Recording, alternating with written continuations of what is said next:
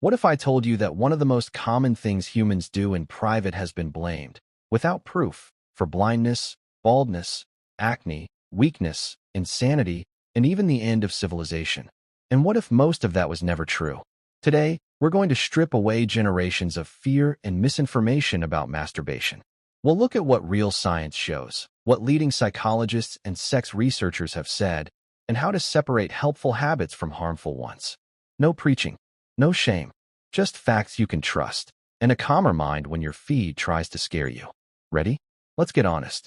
I strongly recommend watching this entire video without skipping any section, as each section builds upon the previous one. Before I continue, kindly hit that subscribe button, like, and share this video with your loved ones. Thank you. Why so many myths? Masturbation myths didn't appear out of nowhere. For centuries, powerful voices said it was dangerous. In the 1700s and 1800s, some physicians even claimed it could cause insanity. You can find historical records from figures like Benjamin Rush and Jean Esquirol warning that onanism, the old term for masturbation, led to mental illness. Those views were repeated widely and became part of culture, even though they weren't based on good data. By the 20th century, research started pushing back. Sexologist Alfred Kinsey and his team gathered large surveys in the 1940s and 1950s and showed that masturbation was extremely common across ages and backgrounds. That shook a lot of old assumptions. Later, Masters and Johnson studied the sexual response cycle in a lab setting and treated masturbation as a normal part of sexual function and education. The broader medical community eventually followed. In 1972, the American Medical Association recognized masturbation as a normal behavior, and medical texts since have consistently said it's healthy unless it becomes compulsive or harms daily life. Modern public health organizations echo that.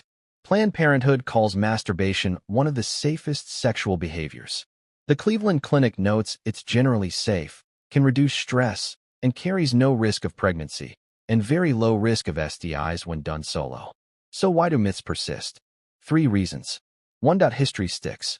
Once a claim is repeated for generations, it feels true, even without evidence. 2. Shame spreads faster than nuance. It's easier to scare than to explain.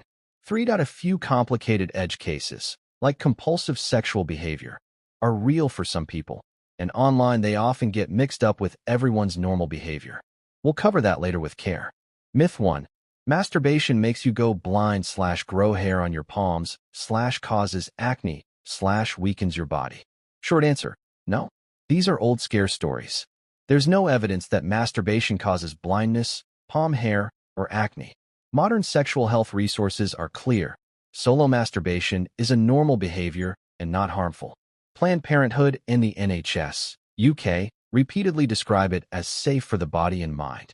The Cleveland Clinic says the same. Acne. Acne is driven mostly by hormones like androgens, genetics, and skin oil, not by masturbation. Medical sources do not list masturbation as a cause of acne. If anything, stress worsens acne, and orgasm can sometimes lower stress, so blaming acne on masturbation flips the science. General dermatology texts back this up. Major health sites do not list masturbation as an acne cause. Weakness or loss of energy? Also not supported. Orgasms cause short-term hormonal and nervous system changes, like a rise and then relaxation.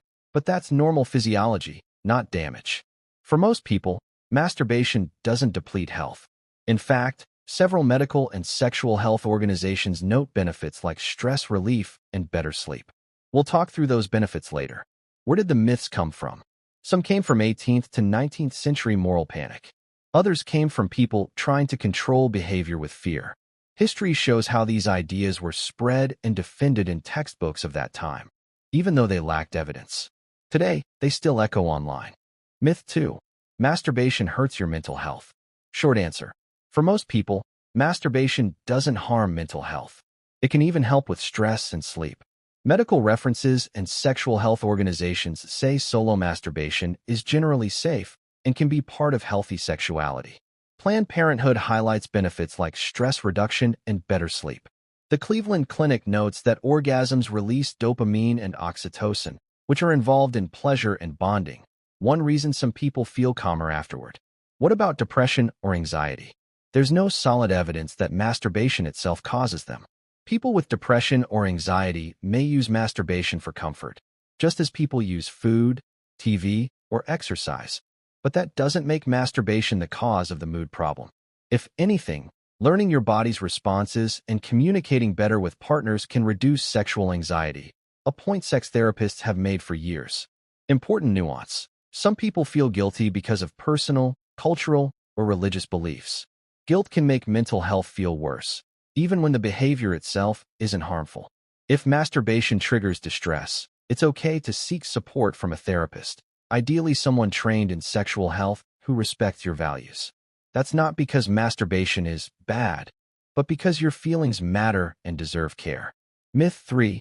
Masturbation ruins your sex life. Short answer. Usually the opposite. Masturbation can improve your sex life. Planned Parenthood points out that masturbation helps people learn what feels good, which can improve partnered sex. Knowing your body makes communication easier. Many sex therapists, like Emily Nagoski, Ph.D., and social psychologist Justin Lemmeler, Ph.D., teach that solo exploration helps people understand arousal, desire, and orgasm, which often reduces performance pressure in relationships. Lemmeler is a researcher at the Kinsey Institute and widely cited on sexual science. Erectile function? The internet is full of claims that masturbation, especially with porn, causes ED.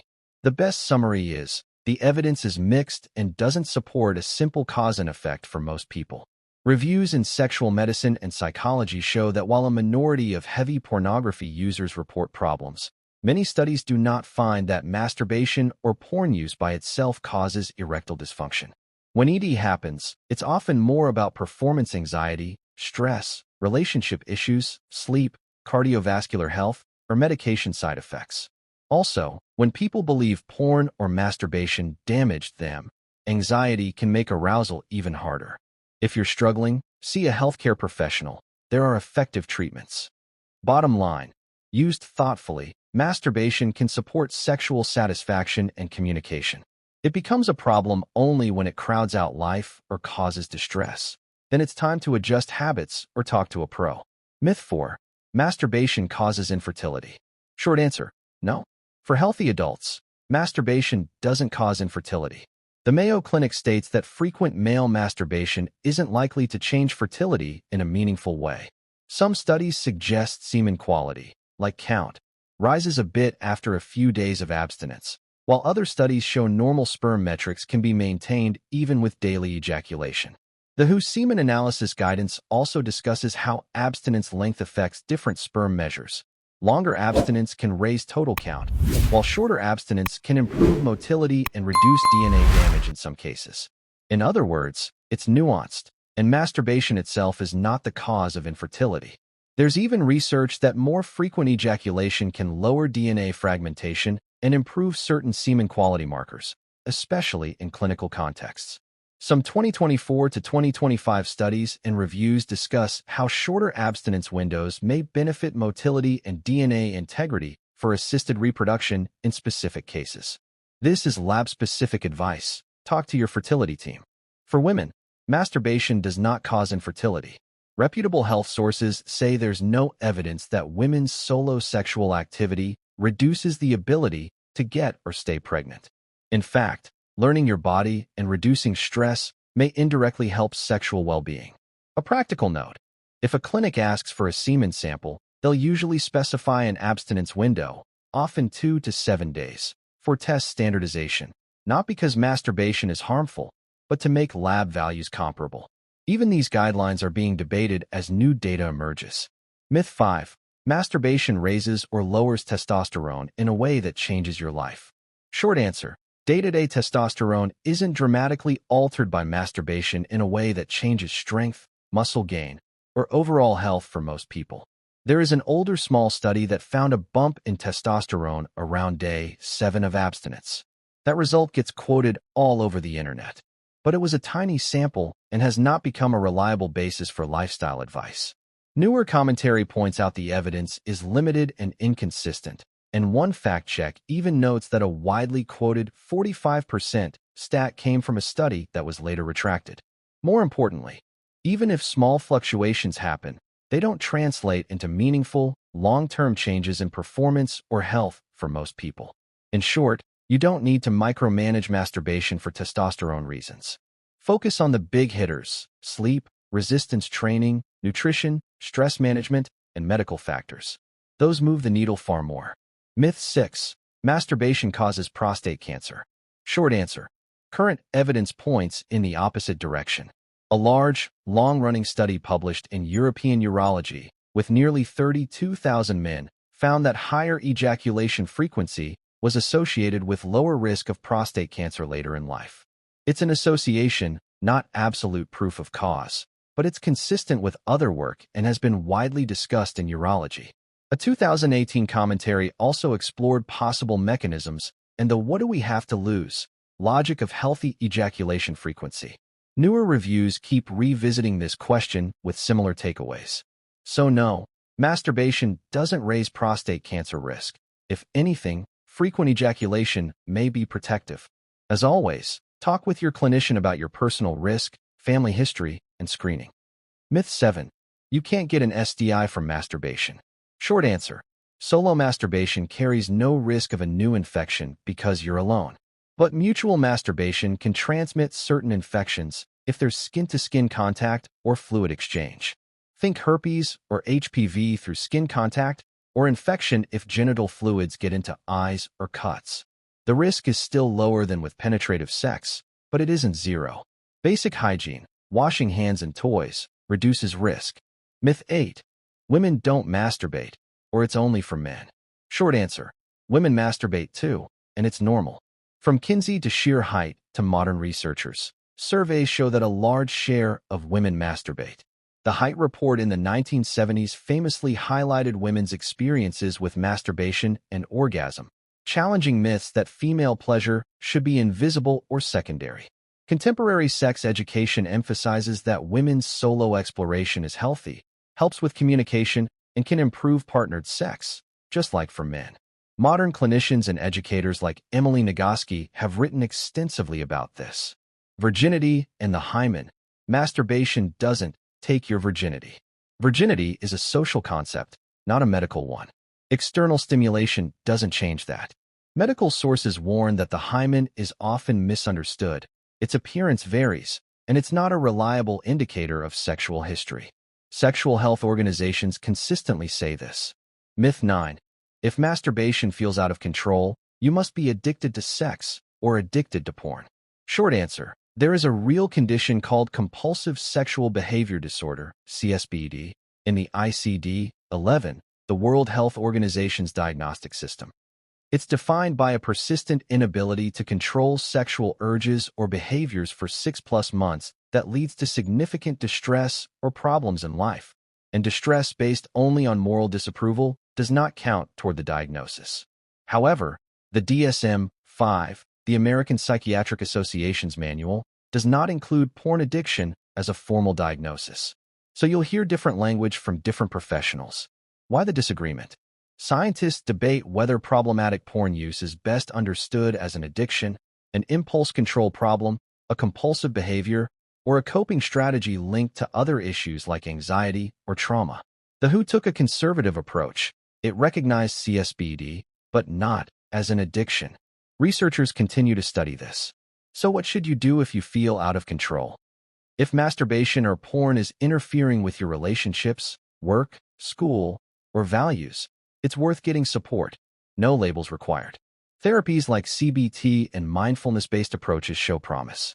The Mayo Clinic's guidance on compulsive sexual behavior mentions these options and stresses getting help if behavior is causing harm.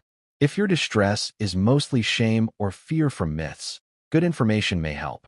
Shame can fuel more compulsive behavior.